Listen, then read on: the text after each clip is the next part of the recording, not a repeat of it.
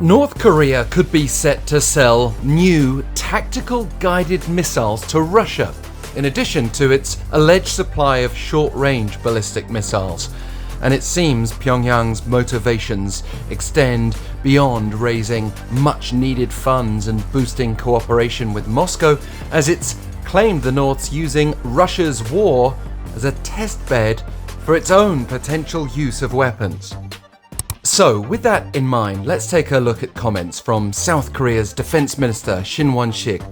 In an exclusive interview with Yonhap News Agency on Wednesday, Shin said the weapons system unveiled by North Korean state media during leader Kim-Jong-un's recent visit to a munitions factory earlier this week appears to be close-range ballistic missiles capable of carrying tactical nuclear weapons. Shin explained that the North first test-fired a CRBM in April 2022. With an estimated range of less than 300 kilometers, North Korea recently said it would deploy CRBMs to frontline troops. But Seoul's defense chief said he thinks Pyongyang could sell them to Russia. The US recently declassified intelligence showing that the North had provided Russia with ballistic missile launchers and several ballistic missiles with ranges of 900 kilometers. Some of these were allegedly used to strike Ukrainian targets on December 30th, January 2nd, and as recently as Saturday. It also seems telling that Russia has not denied US and Ukrainian accusations of firing North Korean missiles at targets in Ukraine. When asked about that during a call with reporters this week, a Kremlin spokesperson replied, "No comment."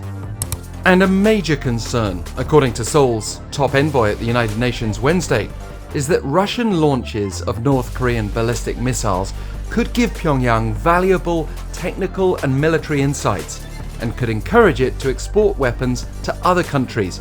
Ambassador Hwang-Joon-kook issued the warning during a UN Security Council session, before which 8 countries, including South Korea, the US and Japan, released a joint statement condemning Russia's procurement and use of weapons from the North in breach of UNSC resolutions. Hwang accused North Korea of using Ukraine as a test site of its nuclear-capable missiles in wanton disregard of Ukraine's territorial integrity and safety of the Ukrainian people. He concluded that for South Korea, this comes as a clear and present demonstration of the existential threat.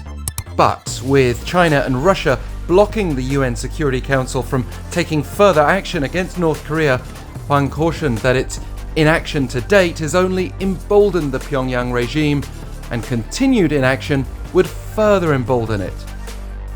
Coming back to Defense Minister Shin, he also said North Korea has been preparing to test fire a new type of intermediate-range ballistic missile as early as this month, following 2 solid fuel engine tests in November. This kind of missile could strike targets as far as US military bases in Guam, and the solid fuel aspect would make them harder to detect in advance due to shorter preparation time.